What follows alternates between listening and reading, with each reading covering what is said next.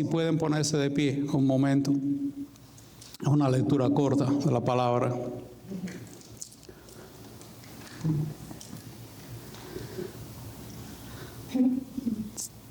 Tengo un poco empañados los espejuelos, pero bueno, vamos a... Dice así, continuamos leyendo en Hebreos, ¿verdad? Hemos estado estudiando Hebreos. Hechos, disculpen, sí. Es en Hechos, sí, está escrito aquí Hechos. Efectivamente, gracias Señor, porque la Biblia tiene escrito esto. Si no, los mando allá a otro. Es que a mí me gusta mucho el libro de Hebreos, ¿no? El alboroto en Tesalónica es casi siempre la cápita que tenemos. Estamos leyendo en Hechos 17, desde el versículo 1 hasta el versículo 15. Esto es parte de los dos grandes alborotos, pudiéramos decir, ¿verdad? En Tesalónica y en Berea. Dice así la palabra del Señor. Yo estoy leyendo desde una Reina Valera del 60, pero cualquier traducción que usted tenga puede seguirlo. Dice así: pasando por Anfípolis y Apolonia, llegaron a Tesalónica, donde había una sinagoga de los judíos. Y Pablo, como acostumbraba, fue a ellos y por 3 días de reposo discutió con ellos, declarando y exponiendo por medio de las Escrituras que era necesario que el Cristo padeciese y resucitase de los muertos, y que Jesús, a quien yo os anuncio, decía él, es el Cristo. Y algunos de ellos creyeron y se juntaron con Pablo y con Silas, y de los griegos piadosos gran número, y mujeres nobles no pocas. Entonces los judíos que no creían tenían celos, tomando consigo algunos ociosos hombres malos, y juntando una turba, alborotaron la ciudad, y asaltando la casa de Jasón, procuraban sacarlos al pueblo. Pero no hallándolos, trajeron a Jasón y algunos hermanos ante las autoridades de la ciudad, gritando: estos que trastornan al mundo entero, gloria a Dios, aleluya, ¿verdad?, también han venido acá, a los cuales Jasón ha recibido, y todos estos, contravienen los decretos de César, diciendo que hay otro rey, Jesús. Y alborotaron al pueblo y a las autoridades de la ciudad oyendo estas cosas. Pero obtenida fianza de Jasón y de los demás, los soltaron. Inmediatamente los hermanos enviaron de noche a Pablo y Silas hasta Berea, y ellos, habiendo llegado, entraron en la sinagoga de los judíos. Y estos eran más nobles que los que estaban en Tesalónica, pues recibieron la palabra con toda solicitud, escudriñando cada día las Escrituras para ver si estas cosas eran así. Así que creyeron muchos de ellos, y muchas mujeres griegas de distinción, y no pocos hombres.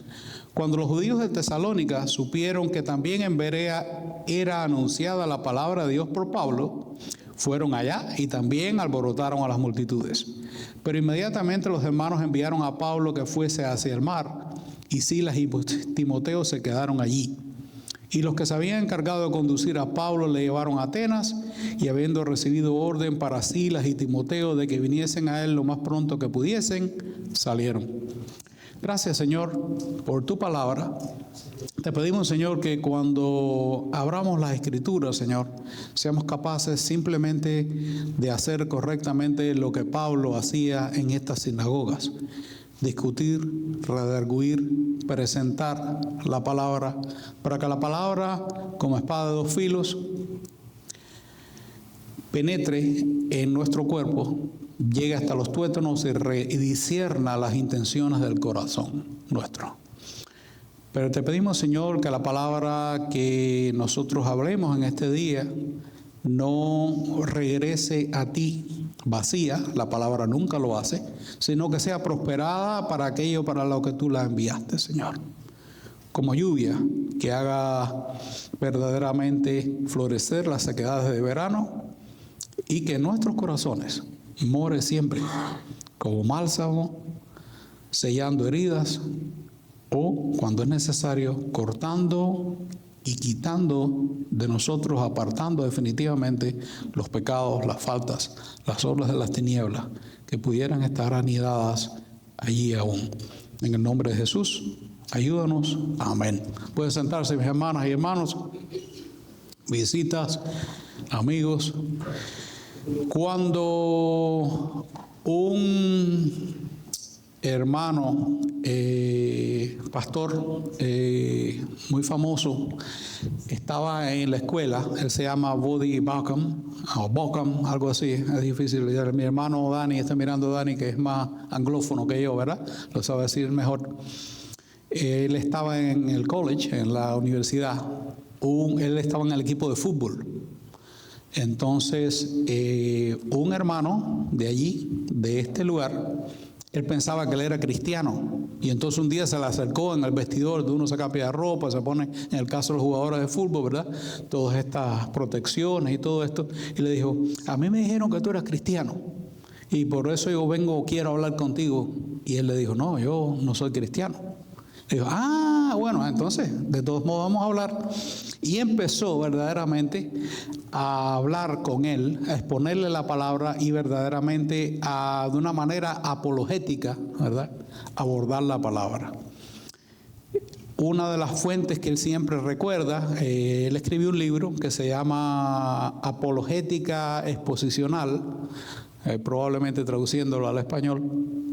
Y entonces una de las cosas que él habla es que aparte de del capítulo 3 de Primera de Pedro, ¿verdad?, y Romanos, él ve a través de toda la palabra, en especial de toda esta porción de la palabra en Hechos, constantemente la misma manera, la misma aproximación, la misma forma, ¿verdad?, de llevar la palabra y discutirla, como dice en esta versión, constantemente en todas estas sinagogas y con todas las personas que estaban dispuestas a oírla.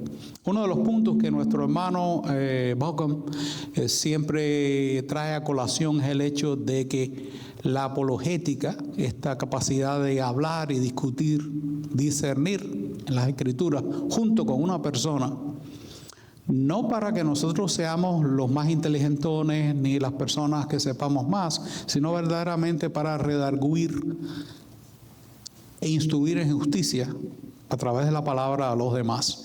Y unos puntos que él siempre dice que todos debemos estar preparados para esto.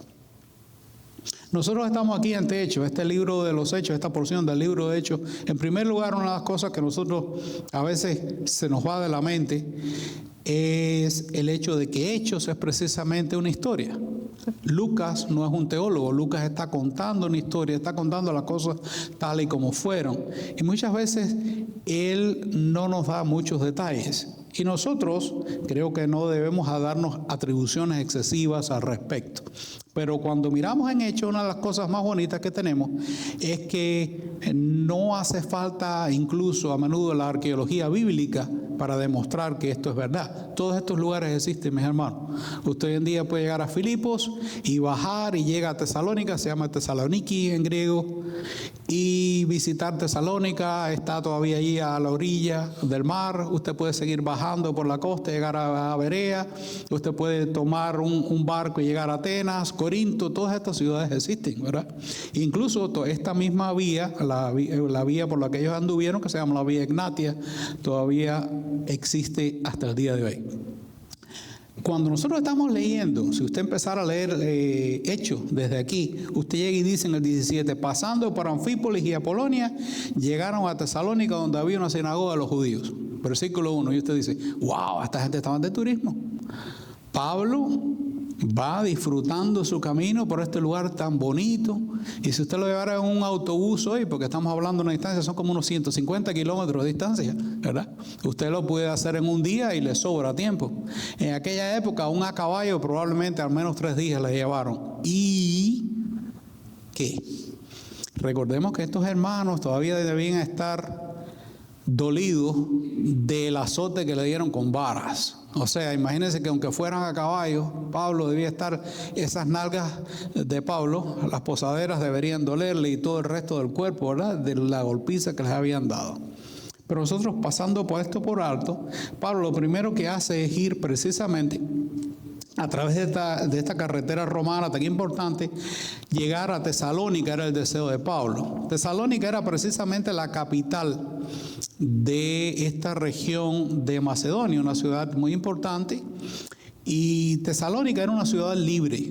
Filipos era una colonia romana, por ejemplo, pero Tesalónica era una ciudad libre. Y esto se refleja, por ejemplo, cuando nosotros vayamos a leer después en el nombre de las personas que van a juzgarlos a ellos y todo esto.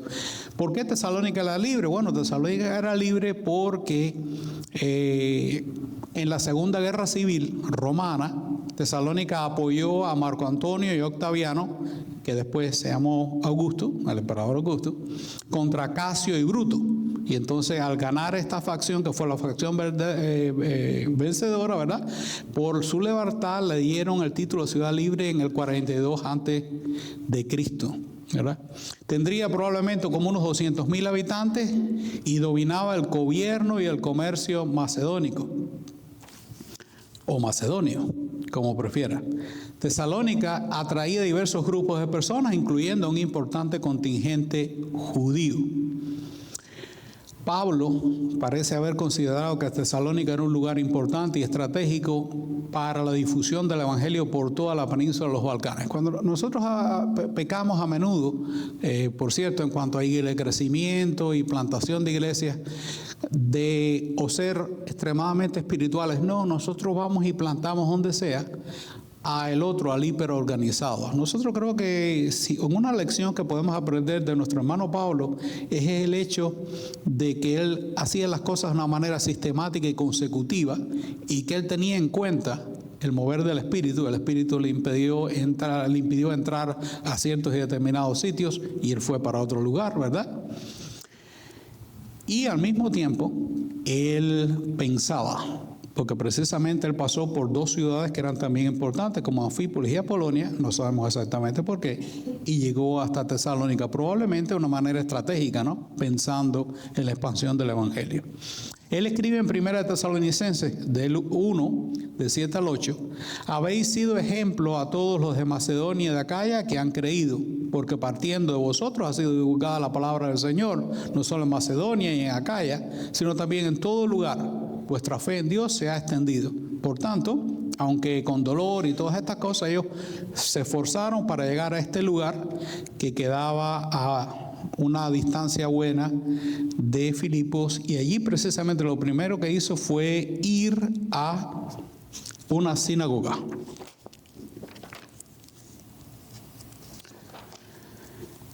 Pablo constantemente está haciendo lo mismo. Si nosotros miramos en 13:43, ¿verdad?, y podemos mirar en cualquier otro sitio, él por lo regular va a una sinagoga. Por ejemplo, 29 vamos a ver lo mismo, 24, 25, 26, 28, 28, 23, todos estos lugares lo hacía lo mismo.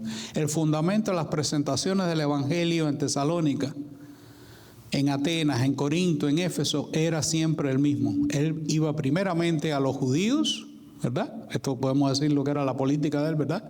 Pero también a los gentiles. O sea, él ya había entendido, desde el principio el Señor le había dicho que a él era preciso sufrir, ¿verdad?, y llevar el evangelio a los gentiles. Ellos buscaron una sinagoga local y siempre pensando que ahí debía estar al menos una audiencia preparada para escuchar, una audiencia compuesta de judíos y de gentiles o griegos, como se les dice a menudo, temerosos de Dios o piadosos, según la versión que usted esté leyendo. Ser piadoso es precisamente eso, tener temor de Dios. Pablo con ellos razonó al menos por 3 domingos, o sea, por 3 semanas, perdón, les estoy diciendo mentiras, por 3 sábados, ¿verdad? Por 3 semanas al menos, que era cuando se reunían, y se sigue reuniendo los judíos, se sigue reuniendo hasta el día de hoy, el día sábado. Él les decía básicamente que este Jesús que os anuncio hoy es el Cristo. Y muchos fueron persuadidos y se unieron a Pablo y a Silas, ¿verdad? Aquí vemos un patrón general que se ve por todas partes, la predicación de Pablo. Aquí en Tesalónica en particular y en general en el libro de Hechos, él busca una forma de testimonio proclamado, podemos decir, ¿verdad? Es testimonio de los hechos que Jesús de Nazaret hizo durante su andar por acá, por nuestro mundo, y al mismo tiempo que Jesús de Nazaret es el Cristo, cuyo sufrimiento y resurrección estaban de acuerdo con las Escrituras. Esto es lo que proclamamos nosotros hasta el día de hoy, por cierto, y que a través de su ministerio terrenal y su presencia viva, los hombres y mujeres, podemos nosotros experimentar todos el reino de Dios en nuestras vidas. En ocasiones, cuando Pablo predicó, así como los demás apóstoles, la predicación estuvo acompañada de milagros, pero los milagros no produjeron estos resultados a menudo perdurables, ¿verdad? Los milagros producían siempre resultados rápidos, pero el razonar, el probar y persuadir, que son las palabras que pueden describir la manera de predicar de Pablo, son las que implican su trato cuidadoso con las preguntas y dudas de los oyentes. Y es un llamado a nosotros también. Nosotros entendemos perfectamente que el Espíritu Santo es el que abre los corazones y es el que lleva, ¿verdad?, al fin de cuentas, nos lleva a entender las Escrituras. Pero nosotros estamos llamados a razonar y a hablar con las personas. ¿Por qué? Por ejemplo, en el caso de ellos, en particular de los judíos, en aquella época, y hay cosas de estas que perduran hasta hoy, ellos tenían un problema espinoso cuando Pablo les estaba hablando así. Porque el teólogo judío conocía pasajes como Isaías 53, que habla de un Mesías sufriente, pero el teólogo judío también conocía el Salmo 2, que habla de un Mesías que reina, un Mesías que va a gobernar. La única manera de reconciliar a un Mesías que reinó con autoridad con un Mesías que sufrió brutalmente era tener dos Mesías. Y entonces por aquella época los judíos llamaban al Mesías reinantes Mesías Ben David, ¿verdad? O sea, hijo de David, en honor al rey más poderoso de Israel, y llamaron al Mesías sufriente Mesías Ben José, o Ben Joseph, ¿verdad?, en honor al héroe del Antiguo Testamento que sufrió injustamente a manos de sus hermanos. Entonces, cuando en la sinagoga Pablo llega y abre las Escrituras, porque esto es lo que hace Pablo, ¿verdad? Pablo, de cierta manera, lo que hace es que mira paralelos, y esto es lo que hacemos nosotros, que debemos hacer nosotros. Poner un paralelo a esta escritura con esta escritura y decir, bueno, ¿y cómo yo entiendo esto? Y cuando nosotros llegamos ahí al Cristo, como la respuesta es decir, ¿y qué voy a hacer yo con el Cristo, verdad? Lo mismo que preguntaron los varones judíos a Pedro en su primer sermón, principio de Hechos por allá. Cuando Pablo abre las escrituras, él explica que ambos conjuntos de profecías se cumplieron en una sola persona, en Cristo Jesús. El comentarista John Corson, hablando de esto, dice que como Jesús, hijo de José, él era el Mesías sufriente que fue crucificado en la cruz, pero después de 3 días, él, el hijo de David, resucitó entre los muertos para gobernar y reinar por siempre. Esto es lo que le explicaba Pablo a ellos esta vez. Cuando nosotros seguimos avanzando, llegamos al versículo 4, vemos que algunos de ellos, esto se refiere a los judíos, ¿verdad?, creyeron, ¿verdad?, y se juntaron con Pablo y con Silas. Y de los griegos piadosos, o sea, que eran conversos, que estaban prácticamente siguiendo la religión judía, gran número, y mujeres nobles, no pocas. O sea, también fueron mujeres importantes, mujeres prominentes. El Jasón que se menciona como anfitrión de Pablo, más abajo, lo vamos a ver, era probablemente uno de estos judíos conversos, precisamente. Y posiblemente también los hermanos Aristarco y Segundo, que se identifican como tesalonicenses en Hechos 24. Si usted va a Hechos 24 y usted lee muy brevemente en Hechos 24, dice, y le acompañaron hasta Asia, Sópater de Berea, Aristarco y Segundo de Tesalónica, Gayo de Derbe, Timoteo, y de Asia, Títico y Trófimo. Ahí les dejo a estos nombres tan interesantes para nosotros en esta época, ¿verdad? Sí.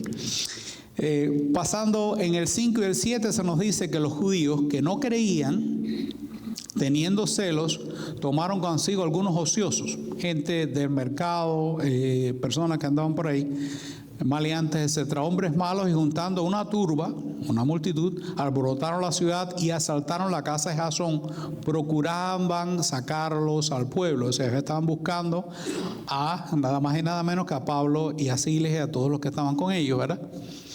Pero no hallándolos, trajeron a Jasón y algunos hermanos ante las autoridades de la ciudad, gritando: estos que trastornan al mundo entero también han venido acá. Gloria a Dios, aleluya.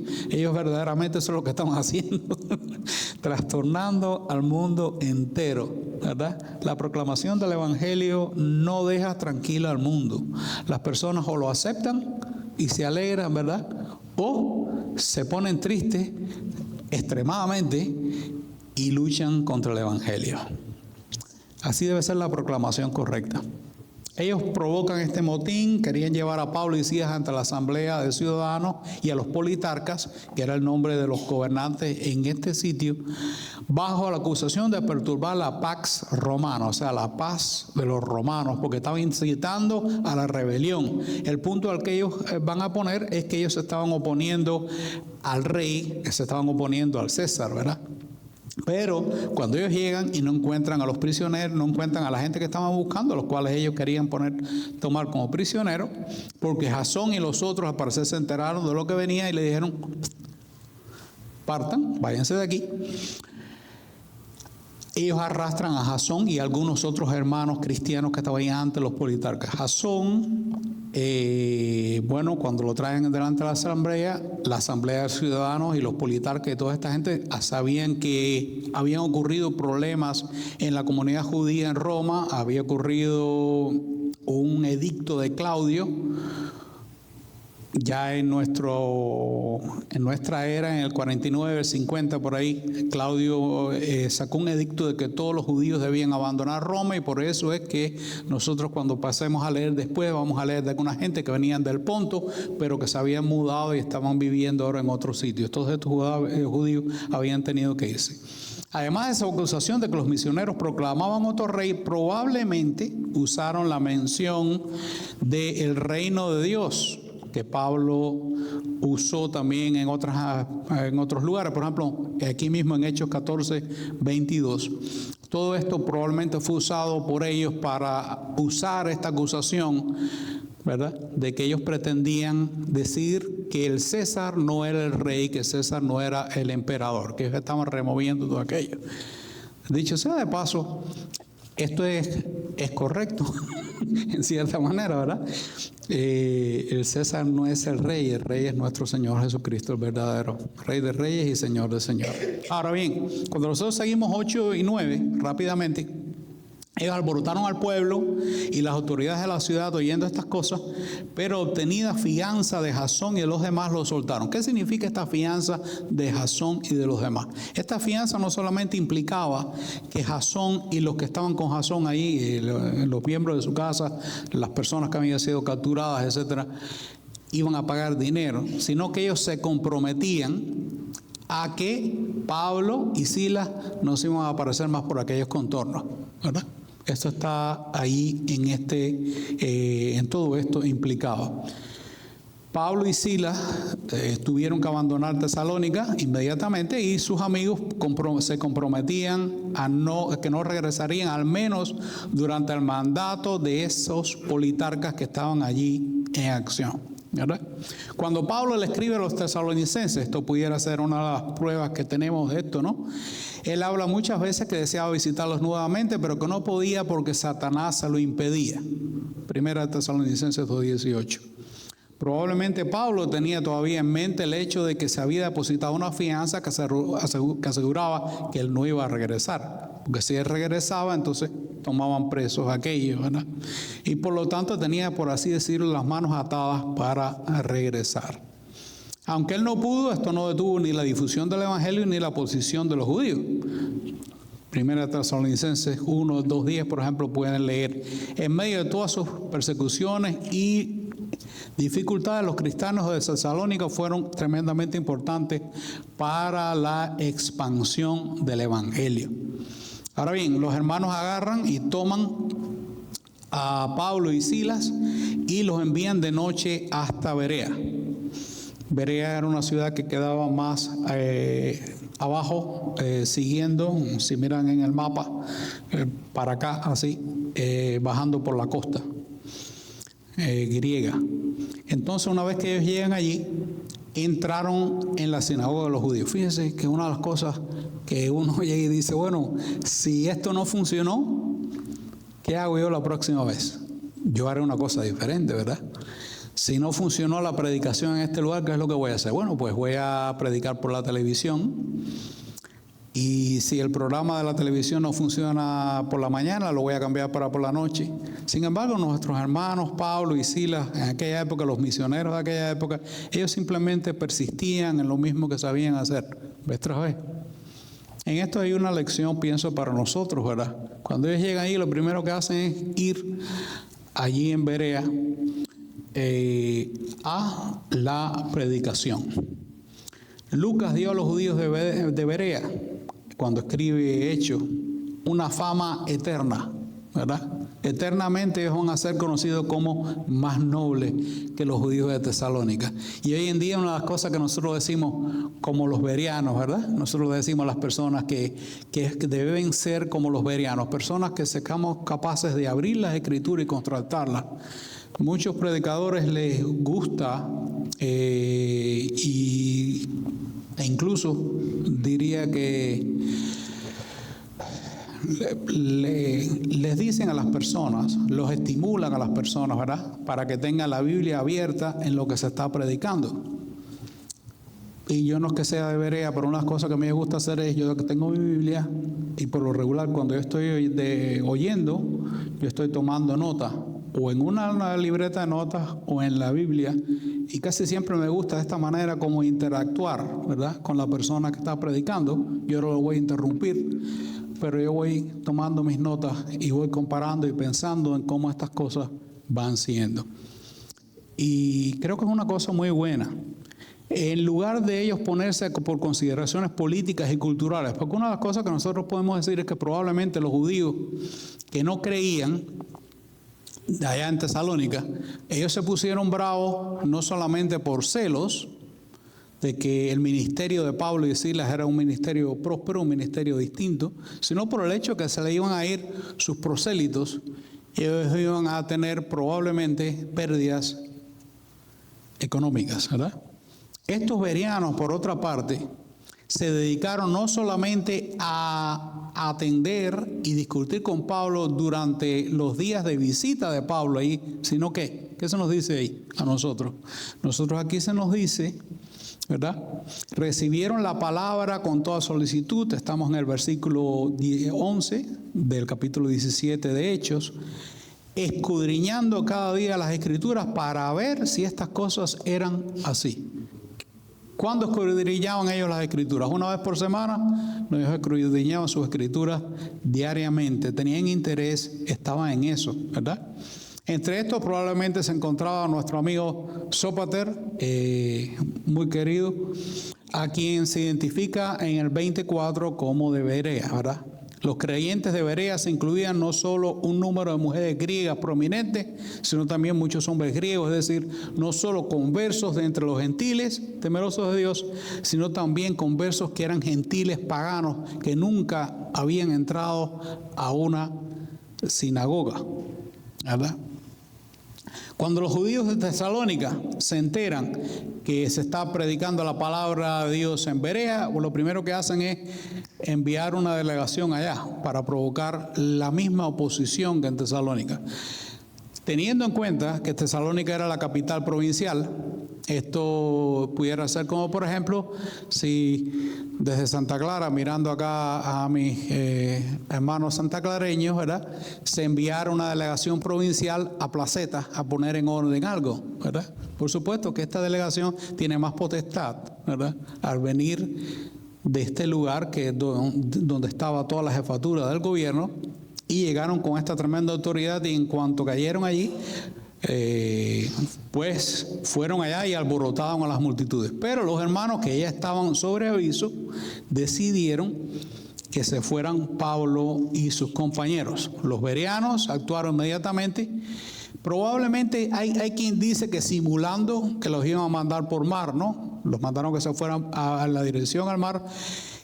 Está todavía en discusión cómo fue que Pablo llegó a Atenas, pero yo creo que no es tan importante. El caso es que él verdaderamente pudo llegar a Atenas, los demás regresaron a Berea, trayendo consigo un mensaje de Pablo para Silas y Timoteo que se unieran a él lo antes posible.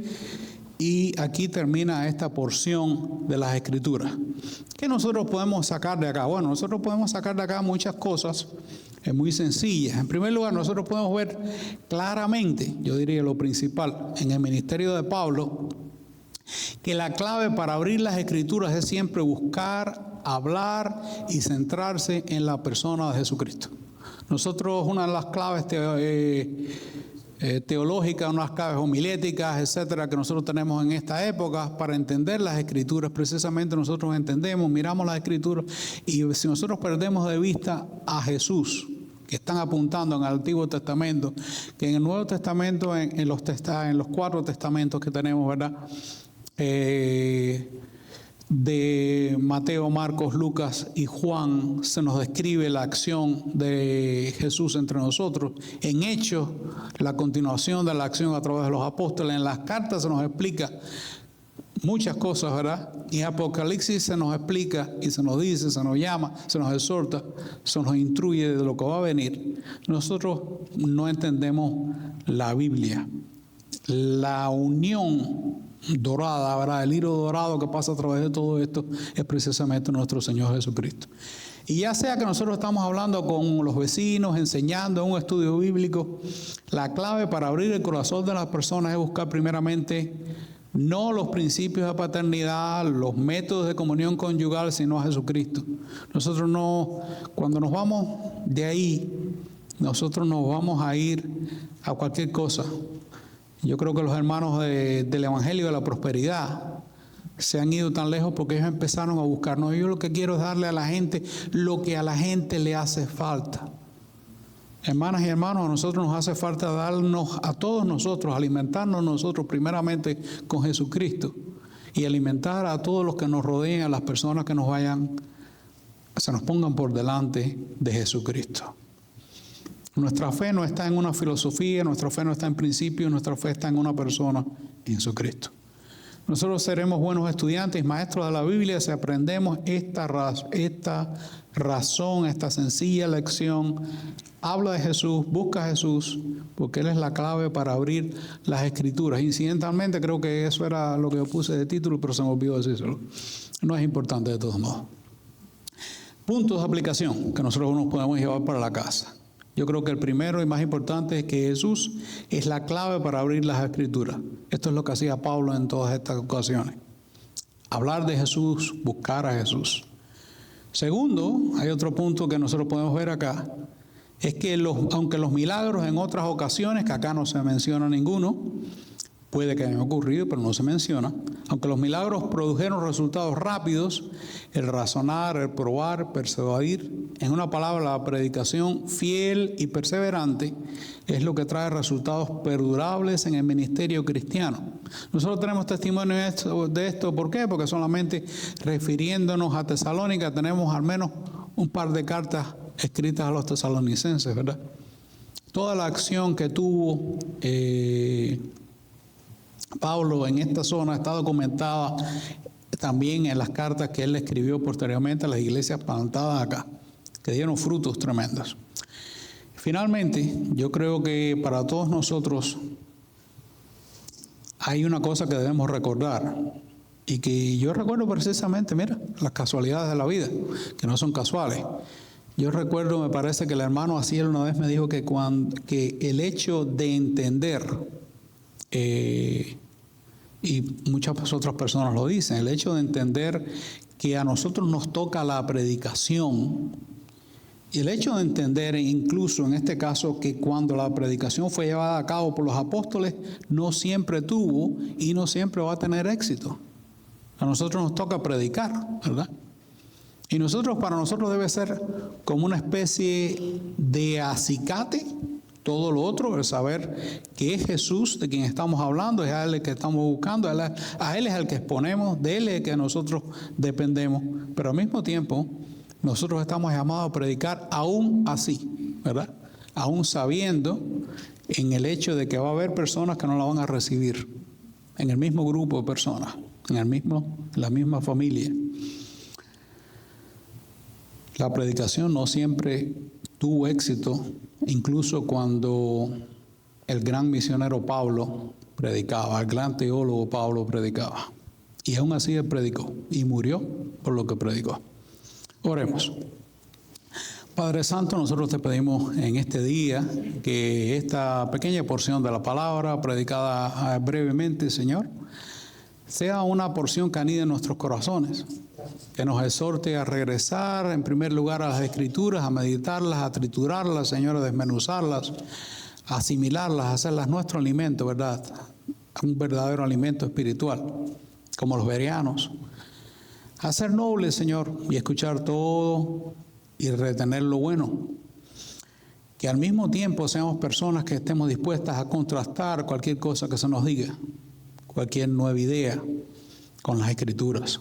Nosotros te pedimos, Señor, que verdaderamente nosotros podamos volver a los principios de la reformación, ¿verdad? Que nosotros podamos vivir nuevamente por la sola Escritura, solamente la Escritura, ¿verdad? Y también todas las demás solas, pero en este momento queremos concentrarnos, Padre Santo, en solamente la Escritura y en solamente Cristo. Nosotros no necesitamos en esta época que tenemos tantos diferentes medios de comunicación y tanta gente que nos quieren distraer constantemente con un libro nuevo, con una nueva instrucción, con una nueva secuencia de un número de pasos que nos va a resolver todos los problemas. Señor, nosotros queremos volver a ti, queremos descansar en ti, Señor. También, Señor, nosotros te pedimos humildemente que tú sigas prosperando la iglesia en este sitio, que tú sigas construyendo la iglesia en este sitio. Te damos gracias, Señor, por nuestros hermanos y hermanas, nuestros miembros de nuestra iglesia. Te damos gracias, Señor, por las personas que tú estás atrayendo a nosotros. Te pedimos que todos y cada uno de nosotros tenga un oído abierto y atento para considerar cuán grandes son las riquezas de tu evangelio, expuestas a través de tu palabra. Que nosotros podamos estudiarla, asimilarla y llevarla a otros, Señor, estando siempre dispuestos a redarguir en ella, estando siempre dispuestos a discutir con ella, Señor, y ante todo para edificar la iglesia tuya. Y todo esto lo pedimos en este día siempre, descansando en el nombre de Jesús. Amén. Aleluya.